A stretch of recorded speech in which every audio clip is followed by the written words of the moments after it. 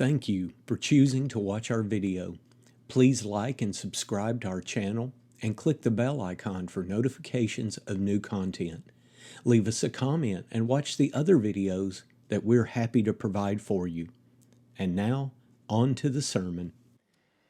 There's a lot of different ways that we grow. And when I talk about it physically, yes, it's physical, but it splits apart in different ways. So let me give you an example of this. First of all, there's just mental growth. And this is cognitive function. And I know that there's a whole lot to more of these, but I've got to just go through them very quickly. So we've got mental growth. That's cognitive function. Secondly, we've got social growth. That is improving our communication skills, how we get along with one another. Third, there's emotional growth. That's managing our feelings and our actions. There's also fourth, physical growth, which is taking care of your body. And then, of course, there's spiritual growth, which means that you connect to and you somehow learn to find that inner peace. But the point is, even though I could split all of this up and we could talk about each one of these in their own separate way, the fact that I get back to and the fact that we start with today is the fact that you've got to want to. You've got to want to. 1 Timothy chapter 3, I told you to turn there because in 1 Timothy chapter 3, the Lord knew that when it came to leadership, He was going to have men. There's a lot of different qualifications. So if you take 1 Timothy and you've got Titus, and then you've got, to an extent as well, Acts chapter 6, when you throw all of those together, there's right around 20 different qualifications for the work of an elder, and there's almost that many for the work of a deacon, but especially for the work of an elder. In 1 Timothy chapter 3, look at that. In verse 1, what's the first thing that's mentioned? The desire to do it. The want to. And now that I've done it, I can realize why God wanted men who want to do it, because you've got to want to do it. The same is true about growing. You've got to want to do it. Now, if you want to do it and you can grow, it's going to produce some incredible results in your life. And we're going to look at, through the lesson, the ways that we can fuel our growth. But then we're going to kind of close with some of the ways that we can actually have a detrimental attitude to our growth.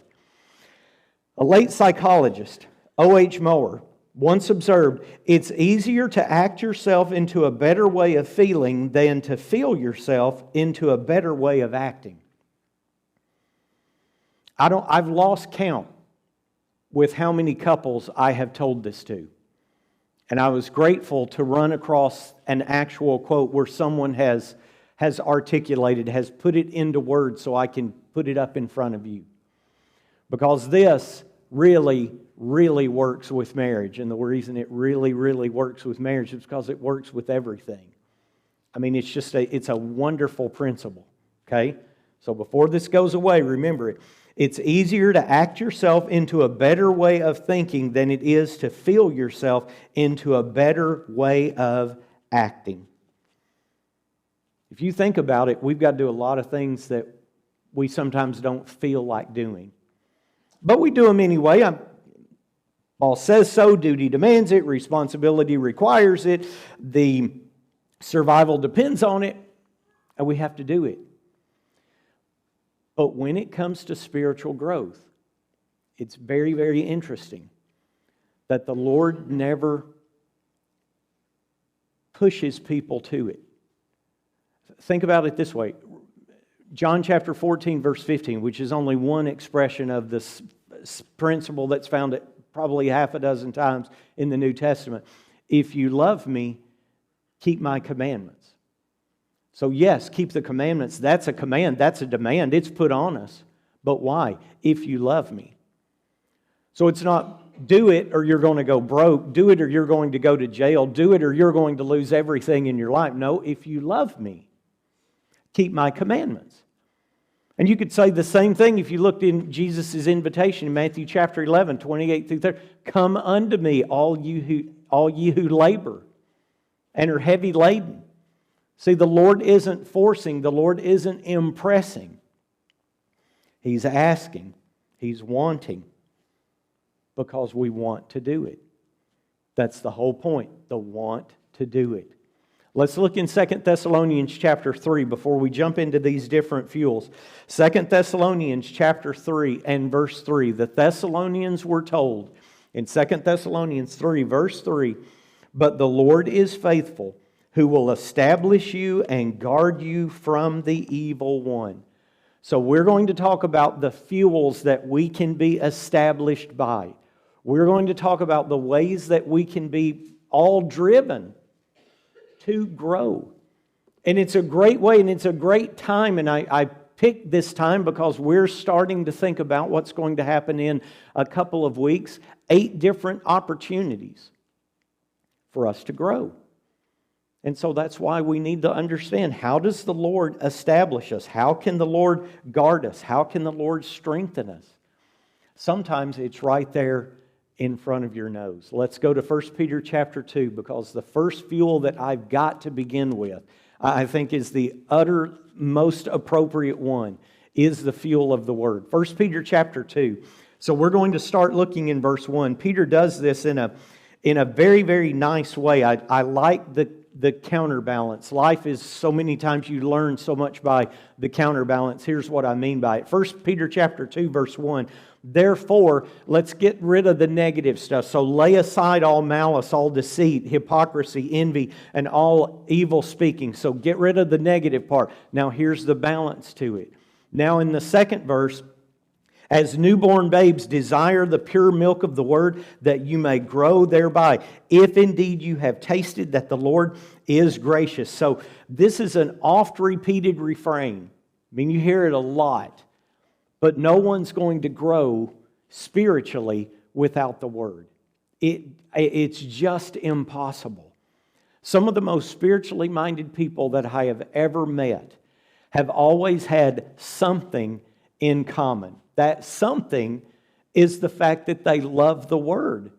They love the Word so much that they are constantly, always into it. Someone wrote that the Word is the bread of life, the water that quenches thirst, the lamp that lights your path, the medicine that heals your soul, the counsel that provides wisdom, and it is the roadmap that leads to heaven.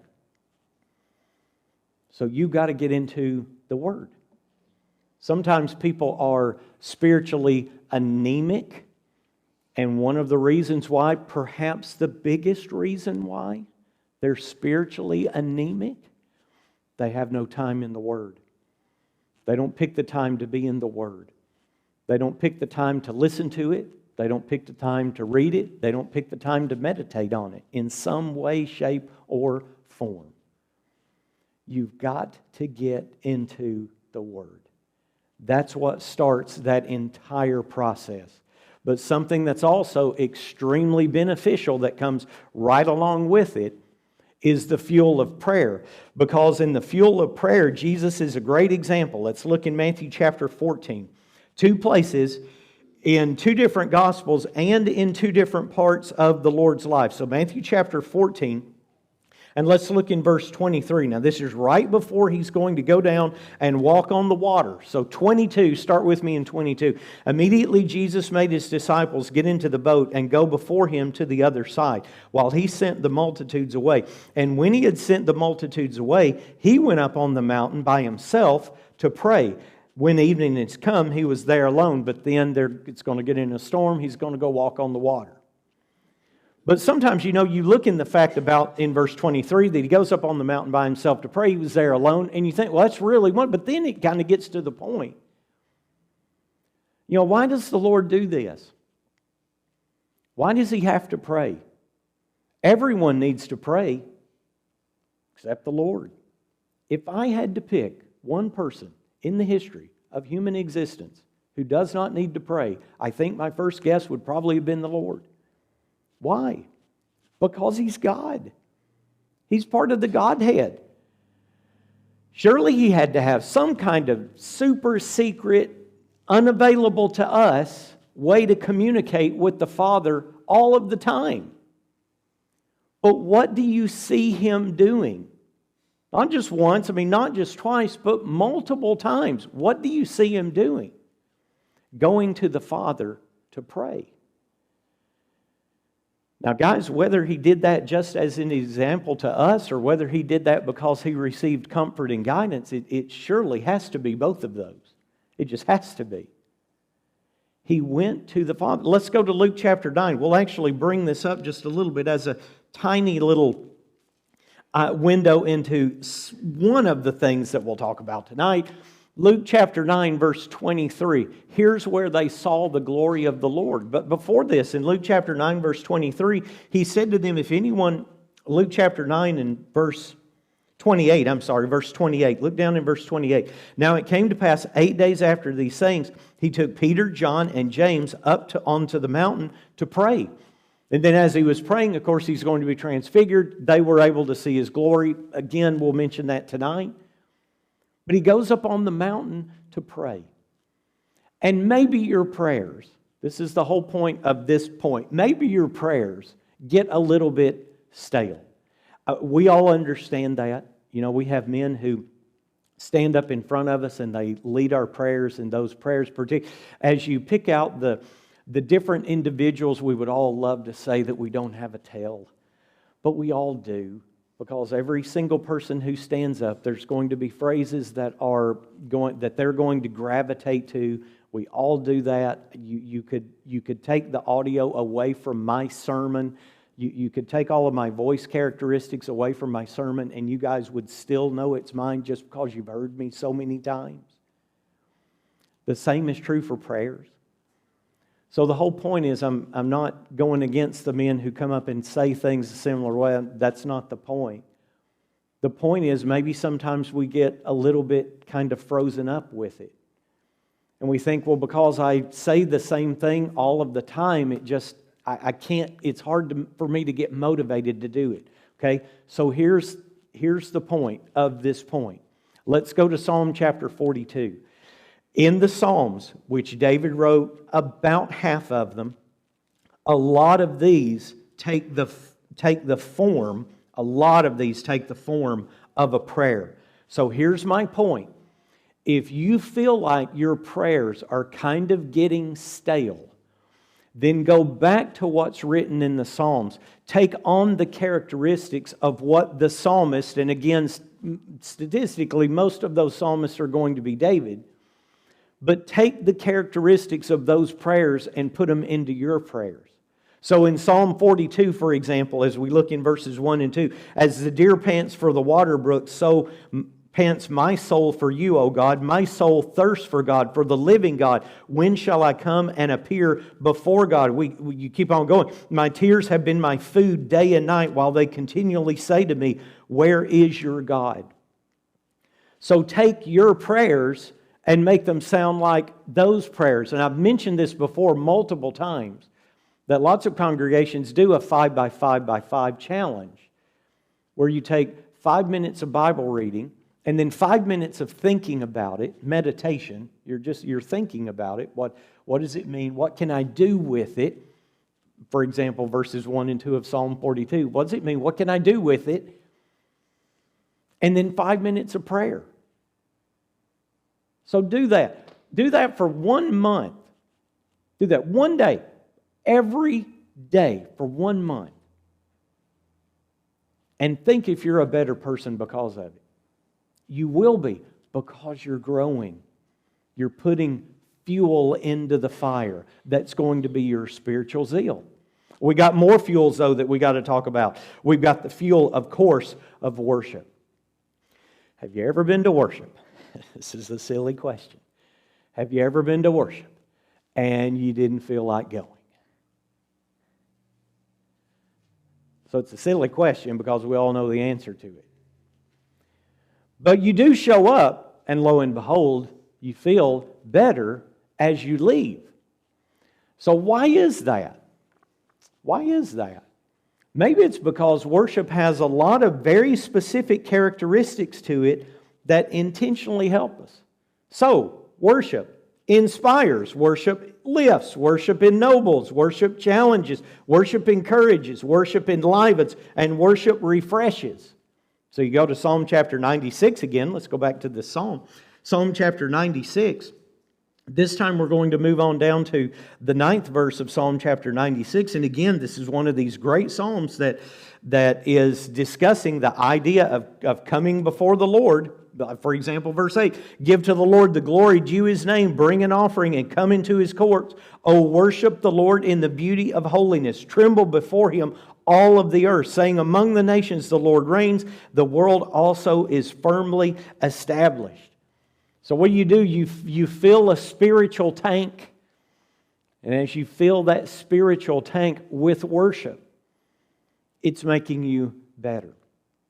You know you feel better.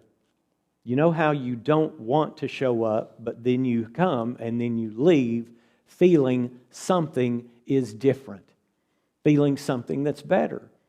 It's because worship does all of these characteristics. That's why God wanted us to do it. You know, He's not a deity you can imagine. He's not a deity that's just begging people to worship, but He knows what it does to us. He knows the improvements, the way that our life is never the same when we worship. It's really, really sad. It really is.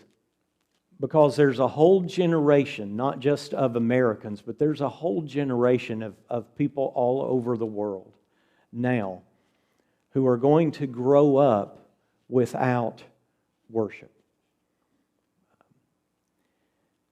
If you look at the numbers of people who worship, and again, it's in all different kinds of religious demographics, just the number of people who walk into some kind of building on a Sunday morning, the number just goes down and down and down. And it has been going down for roughly about 30 years, really, about 30 years. And a whole generation is missing out on what takes place in worship. And now that generation, I told you, about 30 years, that puts you back into 1990. So what is everyone who was born in the early 1990s now doing? They're having the new generation. And that new generation is going to be raised without the context of what worship can do for your life. And yes, we're going to all get older and we're going to see declining numbers, and it's going to make us really sad. But the saddest part is the experience of what we know could be so incredible in people's lives, and they're missing it. And the chances are they'll never have it in their lives. That's truly regrettable. They're missing the fuel that makes them grow. But we come and we worship. And we worship because we not only are doing it, and we understand, of course, that God wants us to do it. We understand what we do, but while we're here, we also understand the importance of the people that is around us. So part of the fuel that ends up helping us is the fuel of fellowship. So Hebrews chapter 10, verse 25, we have something very, very important. And of course, it's something that we built up and that we've mentioned many, many times. So Hebrews chapter 10, and when you look in 23, before we get to 25, let us hold fast the confession of our hope without wavering, for He who promised is faithful. So hold on. Verse 24, let us consider one another in order to stir up love and good works, to spur one another on, to encourage. The King James Version uses the old word to provoke, to incite. To incite. To start a resurrection. You've heard that word in the last couple of years, right? In a positive way. In a positive way. So we have in 25, not forsaking the assembling of ourselves together, as is the manner of some, but exhorting one another, and so much the more, as you see the day approaching. If we reject the idea of fellowship with our brethren, then what we're doing is we're losing this massive capability of being able to grow with one another. But the interesting thing is, there's more than just the times that we're here on Sunday and on Wednesday. Because over the career that I've had as a gospel preacher, I've either been in the planning stages, or I have participated, or I have at least sat in the audience of a lot of different things. An incredible amount of things that can help you grow spiritually. So, what can we do? Weekly Bible classes. You came, you're listening to me, so stay. Stay. Is every one of my Bible classes a home run? Hardly. Hardly.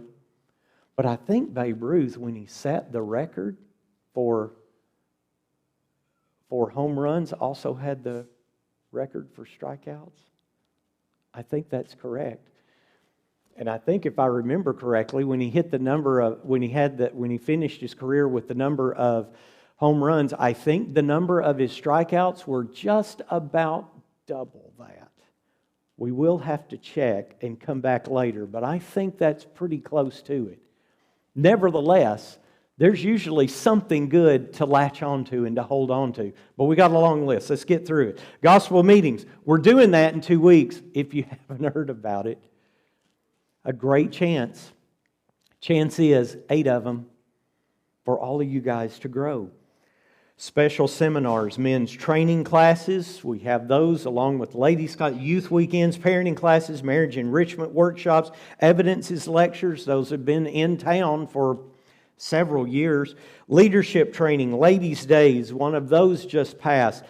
Teacher training, vacation Bible school or summer series, podcasts. There's a million of them.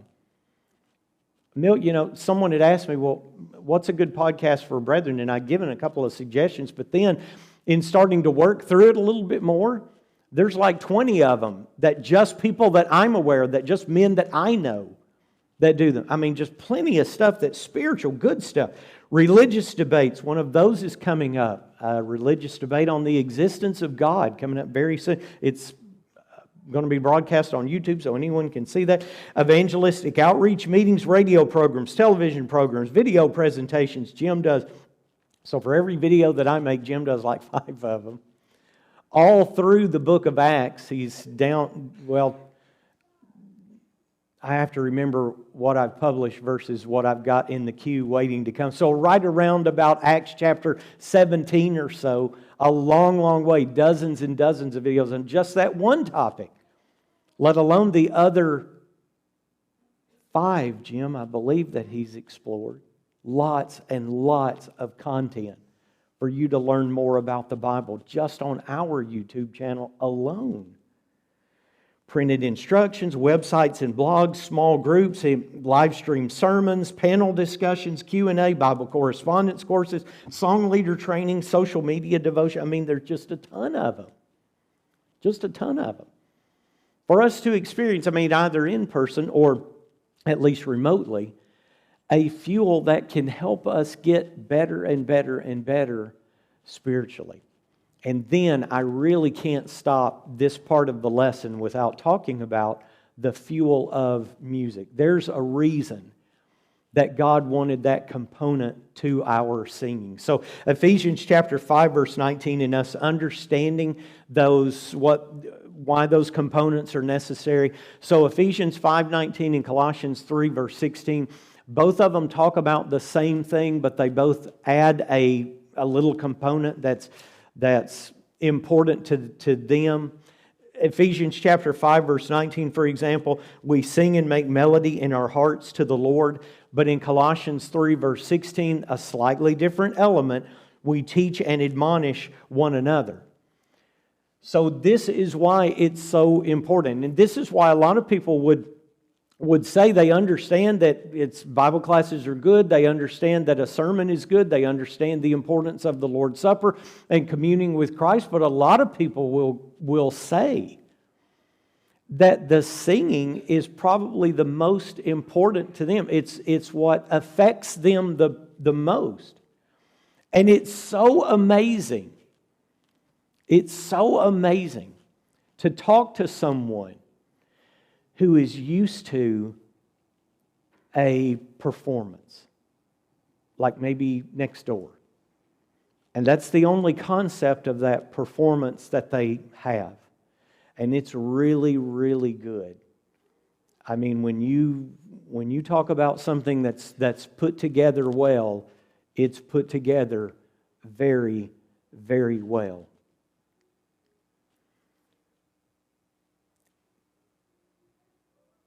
But the appeal of it, the way that it affects your heart and your soul, can only go so far. And I'll tell you what's really amazing, and I don't know why, but I've gotten the opportunity to have these conversations over the last year or two. When people come to an assembly like one of ours, or maybe at Union Road or at 4th and Grosbeck or Timberland Drive, and they get to experience a group of people who by far are not professional people, but we are well practiced. We are well practiced. We know what we're doing. We know what parts that we sing. We may sing them imperfectly. We may wish that we're better, but it's well practiced and it's well put together without the use of any instrument of music. It's remarkable the way that has a draw to their soul that something else does not. The novelty seems to wear, and I actually expressed that to one person, and they actually agreed with it. The novelty kind of wears off quickly. But that constant of all of us participating and all of us speaking to one another and all of us learning from one another, teaching and admonishing, it's like it never grows old. And it's wonderful. And it's beautiful. It's a fuel. It's a fuel for you to grow. Okay, but we've got to also talk about in this lesson some of the hindrances. We've got to talk about the hindrances because we've got to get, in order to move forward, we've got to get rid of some of the bad parts. So, first up, unrepentant sin. Isaiah chapter 59 puts a separation between us and God. And Proverbs chapter 28 and the 13th verse, I want us to focus on Proverbs 28 and the 13th verse because it's a wonderful proverb. It's a short one, but boy, does it have an impact. Proverbs chapter 28 and look in verse 13. Here's what Solomon said. He who covers his sin will not prosper, but whoever confesses and forsakes them will have mercy. And it's not easy to confess them. It's not easy to confess them. And if you don't believe that, ask someone who's had to confess it. And they'll tell you just how difficult it is to come clean and admit stuff. But if you don't confess it, it will kill you spiritually. It will. Because it's just like taking a stranglehold of what you could be and it just shuts it all off. Unconfessed. We've got to repent of it. And we've got to get it out. In fact, if you think about it in Proverbs chapter 1, or in Psalm chapter 139, here's another Psalm of David. And actually, if you'd like to have something that you can add to your prayers, look in Psalm 139, read with me in verses 23 and 24. Psalm 139, read with me in 23 and 24. So here's what David writes. Search me, O God, know my heart, try me, know my anxieties, and see if there is any wicked way in me, and lead me in the way everlasting. It doesn't appear to me that David is standing up there and saying, Lord, I'm perfect, now come test me. He's saying, Lord, come look into my life. And if need be, if there is something that I'm doing wrong and I don't realize it, which yes, does happen, then lead me in the way everlasting.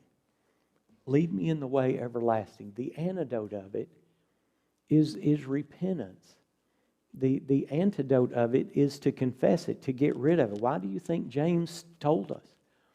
To confess our sins one to another. And I don't mean that every confession has got to be something that's done in front of 100 people.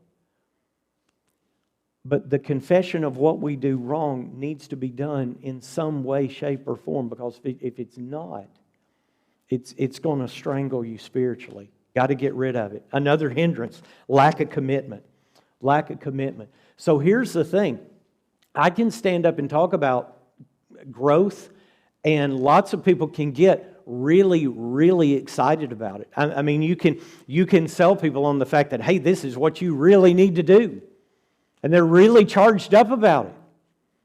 That's as far as it goes. Ken Blanchard said, when you're interested in doing something, you do it only when it's convenient. When you're interested in doing something, you only do it when it's convenient. When you're committed to something, you accept no excuses, only results. That's a long quote, so I'm going to do it again. Ken Blanchard said, when you're interested in doing something, you do it only when it's convenient. I'm interested in a lot of things. I really am. And if it's convenient, I'll do it. If it's inconvenient, forget it. I just got other things that have got to get done. When you're interested in doing something, you do it when it's convenient. When you're committed to something, you accept no excuses, only results. So Luke chapter 9, verse 23, I was trying to read that a second ago when I should have went to verse 28, but Luke chapter 9, verse 23, that's when Jesus is saying, look, you've got to take up your cross daily. Paul puts it in a different way. It's the same idea, just written differently in Galatians chapter 2, verse 20, where you've got to crucify yourself. Boy, it's more than just something convenient. Neil Strauss said, without commitment, you can't have depth in anything. Without commitment, you can't have depth in anything. That is 100% correct. Without commitment, you can't have depth in anything, whether it's a relationship, a business, or a hobby. He needed to go one step further because it's true spiritually too. If you're not committed to something, you can have depth in it. We've got to get rid of a lack of commitment.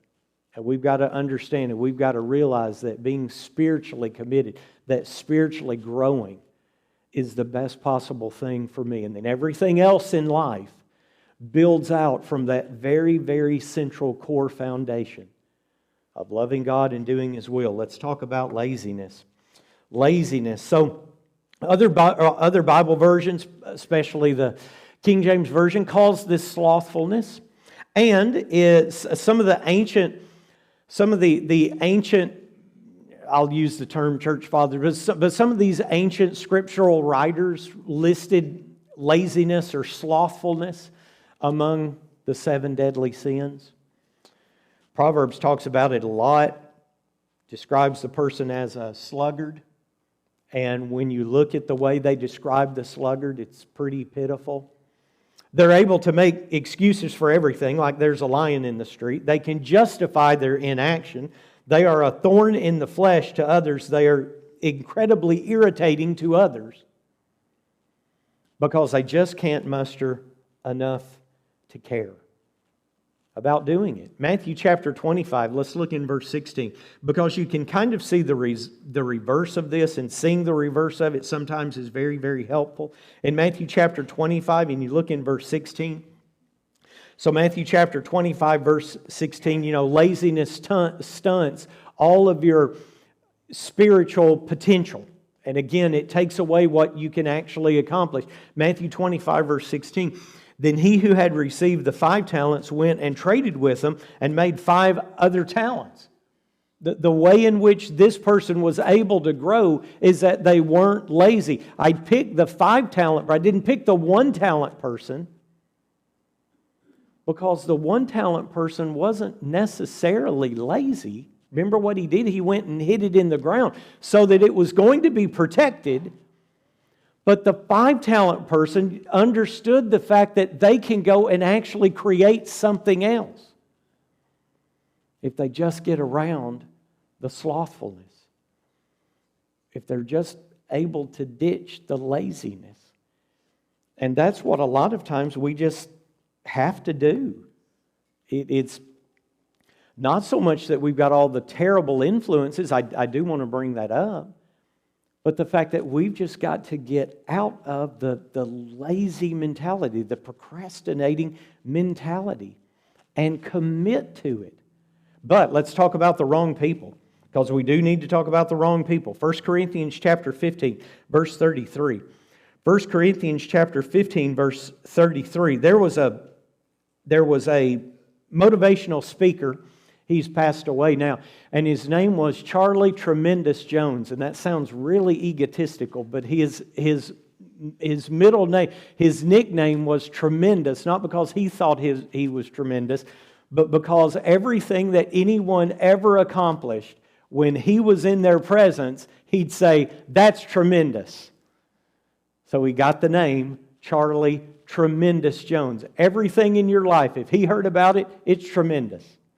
So Charlie Tremendous Jones said, "You will be the same person in 5 years as you are today, except for the people you meet and the books you read." Except for the people you meet and the books you read. And yes, the books you read was Number 6 Fuel, but I had to kick it because of time. But we could go back and talk about that. Very, very important. Not just the single scripture, but a lot of good stuff that brethren have produced over many, many years. We can use that as the fuel. But anyway, Charlie Tremendous Jones says you're going to be the same person in 5 years except for the people you meet and the books you read. 1 Corinthians chapter 15, verse 33, which Paul is warning about because of false doctrine. These were Corinthians who were getting involved with people here in 1 Corinthians 15 who didn't believe in the resurrection.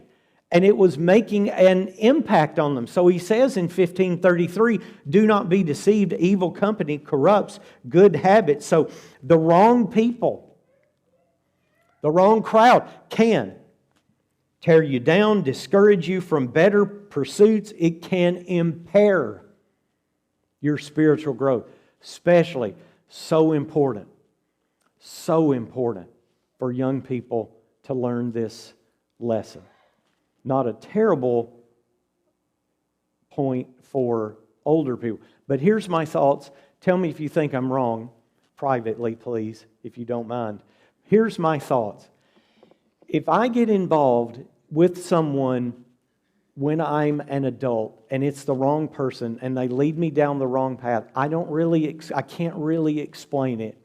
But there's some better capacity for me to figure it out and right myself. Okay, for whatever it's worth, that's my idea. When you're younger, when you're in high school and you start dating someone who's the wrong person, or you've just got friends and they're the wrong people, and they lead you into a path, all of a sudden those corrective properties, it's like they don't exist yet, or they're not strong enough yet. So you get set down a path, and all of a sudden, once you're set down that path, it's a lot more difficult to correct yourself. That's my theory. Tell me what you think. We need to remember, the earlier you make bad decisions, sometimes the harder it is to back out of them. And that's why you've got parents, for all of you young people. That's why you've got parents, and that's why sometimes those parents come down really, really hard on some of the people that you're friends with, that you're seeing. You think they're great. But someone with X-ray vision, like your mom and dad, who understands spiritual principles better than you do, can see it's a really, really bad path. My advice, listen to them. Because there is a high probability they know exactly what they're talking about. Wrong people, again, it's just going to slay you spiritually. Okay, one more. Worldly distractions. An anonymous writer said, you can't do big things if you're distracted by small things. You can't do big things if you're distracted by small things. Baseball playoffs, Tony La Russa said, there's always distractions if you allow them. Always distractions if you allow them. Matthew chapter 13. Let's look in Matthew chapter 13. Matthew chapter 13, we're going to look in the 22nd verse. This is Jesus when He was talking about the parable of the sower. He says in verse 22 of Matthew 13, "Now he who receives seed among the thorns is he who hears the word, and the cares of the world, the deceitfulness of riches, choke out the word, and he becomes unfruitful." All of us have got to work. We've all got to pay the bills. We've all got to have interpersonal relationships. But all of that has to take a back seat. Don't have to get rid of it.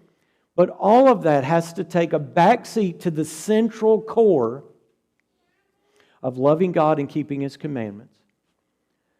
To the central core of seeking His kingdom first. It has to. Because that's the way we grow. And that's the way we develop.